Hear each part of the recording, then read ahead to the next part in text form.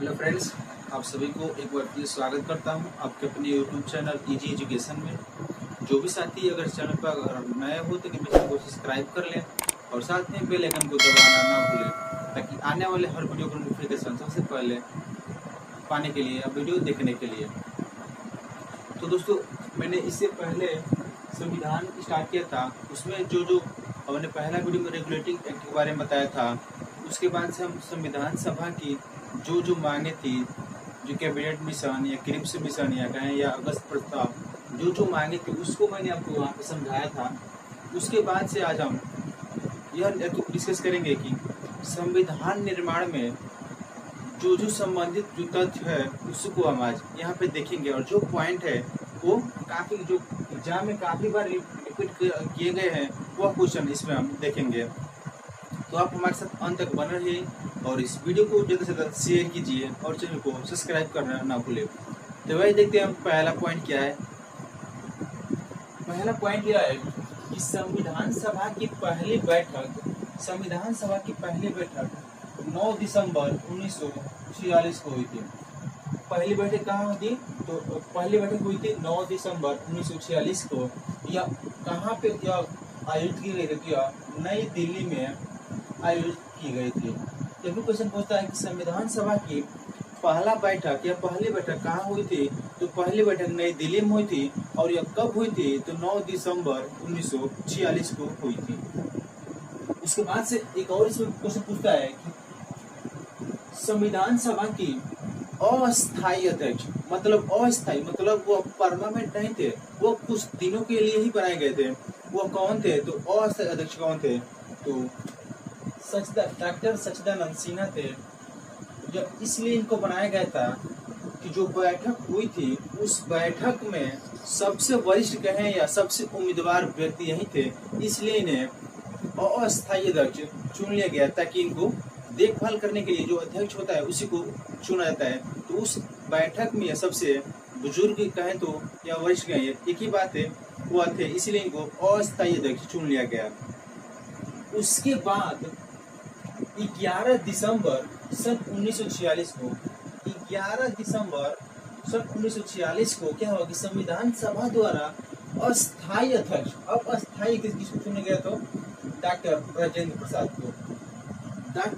प्रसाद को चुन लिया गया। उसके बाद यानी 2 दिनों के बाद फिर जब बैठक हुई, उस बैठक में अब अस्थायी अध्यक्ष की नियुक्ति हुई। वह कौन व्यक्ति थे? तो डॉक्टर राजेंद्र प्रसाद थे। उनकी नियुक्ति हुई और उनको अस्थायी अध्यक्ष चुन लिया गया। उसके बाद नेक्स्ट पॉइंट है, संविधान सभा के सलाहकार कौन थे? तो संविधान सभा के सलाहकार कौन थे? तो BN राव या बेनेगल राव थे। इनका पूरा नाम है बेनेगल राव, या शॉर्ट फॉर्म में बोलते हैं BN राव। संविधान सभा के सलाहकार कौन थे? तो BN राव थे। उसके बाद 13 दिसंबर 1946 को उद्देश्य प्रस्ताव प्रस्तुत किया गया था। क्या प्रस्ताव? कौन सा प्रस्ताव प्रस्तुत किया गया? तो उद्देश्य प्रस्ताव प्रस्तुत किया गया था। वो किसके नेतृत्व में प्रस्तुत किया गया था? तो यह उद्देश्य प्रस्ताव जवाहरलाल नेहरू के नेतृत्व में या जवाहरलाल नेहरू के द्वारा यह उद्देश्य प्रस्ताव पेश किया गया था। उद्देश्य प्रस्ताव को प्रस्तावना के परिवर्तित रूप माना जाता है। उद्देश्य प्रस्ताव को प्रस्तावना के परिवर्तित रूप माना जाता है। जब हम प्रस्तावना पढ़ेंगे तो वहां हम बताएंगे कि अब प्रस्तावना क्या होता है। इसके बाद जस्ट हमारा एक और वीडियो आएगा जो पूछता है कि प्रारूप समिति के अध्यक्ष कौन थे। इससे जो भी समितियां थी उनका उसके बाद आएगा, वो वीडियो आएगा। उसके बाद हमारा प्रियम्बल कहें या प्रस्तावना यह आएगा। उसके बाद यह पूछता है कि उद्देश्य प्रस्ताव को हमारे संविधान सभा द्वारा कब अपनाया गया था? तो हमारे उद्देश्य प्रस्ताव को संविधान सभा द्वारा 22 जनवरी सन 1947 को अपनाया गया था। तो आपको यह सोच कर आश्चर्यचकित हो रहा होगा कि यह 13 दिसंबर 1946 को यह प्रस्ताव आया था, लेकिन यह लागू कब हुआ? तो 22 जनवरी 1947 को। क्यों लागू हुआ? तो उस समय हम यह देख रहे थे कि मुस्लिम लीग जो थे वो उद्देश्य प्रस्ताव में वो मुस्लिम लोग नहीं आ रहे थे, इसलिए हम लोग वेट कर रहे थे कि जो मुस्लिम लीग के जो समर्थक थे या कैंडिडेट थे वो इस उद्देश्य प्रस्ताव में शामिल हो, उसके बाद से हम इस उद्देश्य प्रस्ताव को हम अपनाएंगे, इसलिए हम इसको रोक कर रखे थे। उसके बाद से वो लोग नहीं आए तो हम 22 जनवरी सन 1947 को उद्देश्य प्रस्ताव को अपनाया था। उसके बाद हम बात करें कि संविधान का प्रारूप तैयार करने के लिए, संविधान का प्रारूप का मतलब होता है कि संविधान का ढांचा कहे या मूल जो वास्तविक रूप होता है वह कैसे तैयार किया जाए। इसके लिए 29 अगस्त 1947 को प्रारूप समिति का गठन किया गया। कौन सी समिति का गठन किया? तो प्रारूप समिति का गठन किया गया। पूछता है कि प्रारूप समिति का गठन कब किया गया था? तो 29 अगस्त सन 1947 को प्रारूप समिति का गठन किया गया था। फिर पूछता है कि प्रारूप समिति के अध्यक्ष कौन थे? तो प्रारूप समिति के अध्यक्ष भीमराव अम्बेडकर थे। उसके बाद नेक्स्ट में बात करें तो संविधान सभा द्वारा संविधान का प्रारूप तैयार करने के लिए,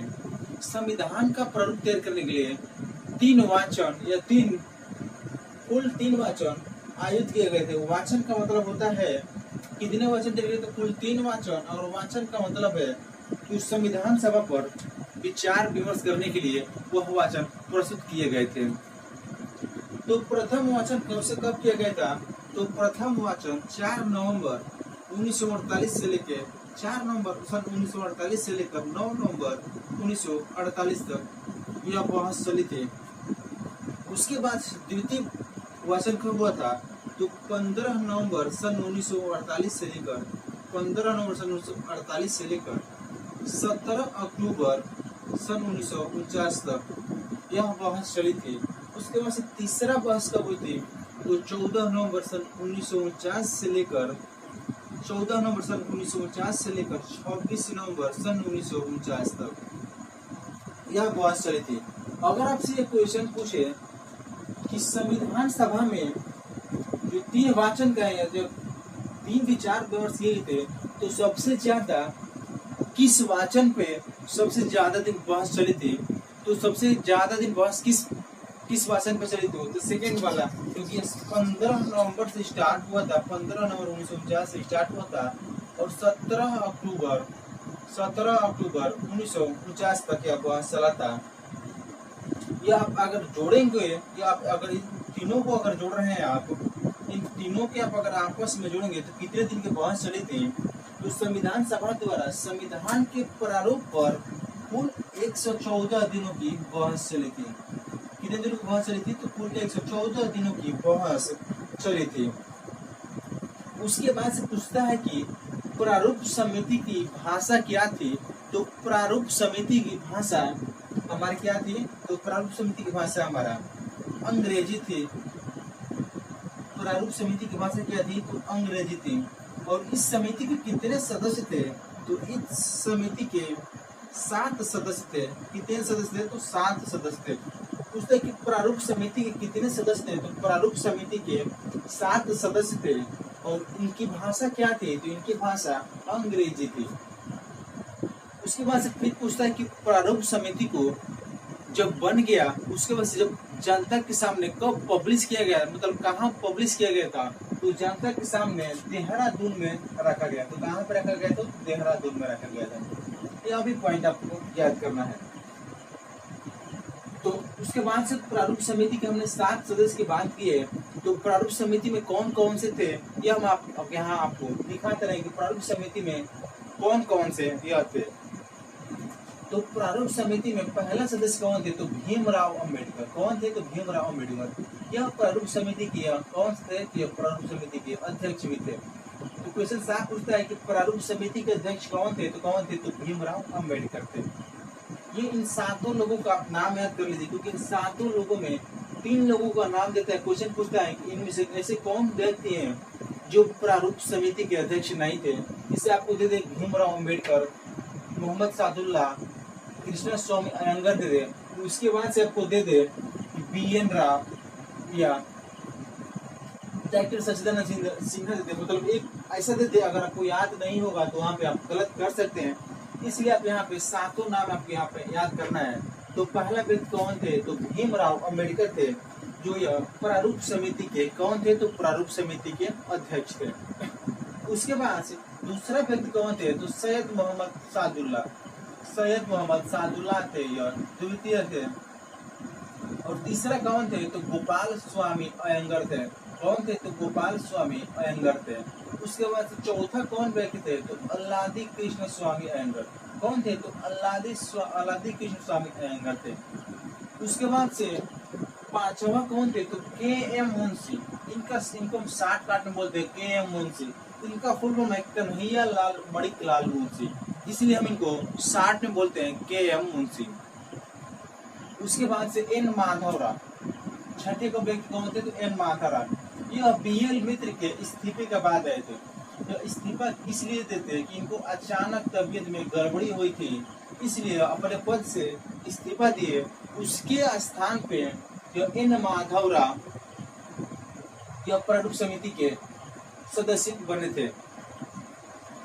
उसके बाद से टीटी कृष्णमाचारी, जो टीटी कृष्णमाचारी डीपी खेतान की मृत्यु के बाद, जब डीपी खेतान की मृत्यु हो गई, उसके बाद से टीटी कृष्णमाचारी को प्रारूप समिति का सदस्य चुन लिया गया था।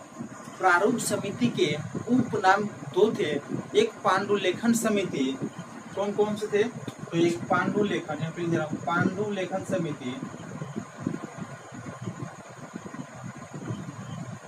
पांडुलेखन समिति या ड्राफ्टिंग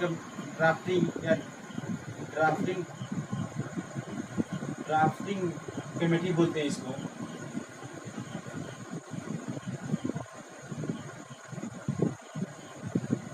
ड्राफ्टिंग कमेटी भी बोलते हैं।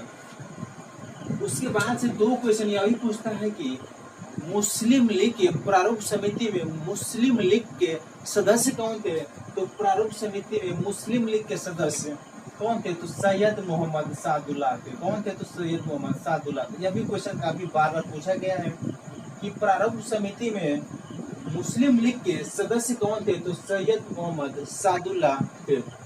उसके बाद से एक और क्वेश्चन पूछता है कि पूर्ण रूप से कांग्रेसी कौन थे, तो पूर्ण रूप से कांग्रेसी कौन थे, तो कन्हैया लाल मणिक लाल मुंशी, कौन थे, के एम मुंशी थे। यह दो क्वेश्चन काफी बार बार पूछा जाता है कि प्रारूप समिति के पूर्ण रूप से कांग्रेसी कौन थे, तो पूर्ण रूप से कांग्रेसी के एम मुंशी थे। और मुस्लिम लीग के सदस्य कौन थे, तो हमारे सैयद मोहम्मद सादुल्ला थे। यह 3 पॉइंट इससे आपको याद करना है। तो आज का हमारा यही था। संविधान से निर्मित जितने भी क्वेश्चन महत्वपूर्ण थे हम इस वीडियो में कवर किए। तो मैं उम्मीद करता हूं कि आपको यह वीडियो अच्छा लगा हो। अगर अच्छा लगा हो तो इस वीडियो को ज़्यादा से ज़्यादा शेयर कीजिए अपने दोस्तों के पास, और इस चैनल को ज़्यादा से ज़्यादा हो सके तो सब्सक्राइब कीजिए। और मिलते हैं नेक्स्ट वीडियो में, तब तक के लिए जय हिंद।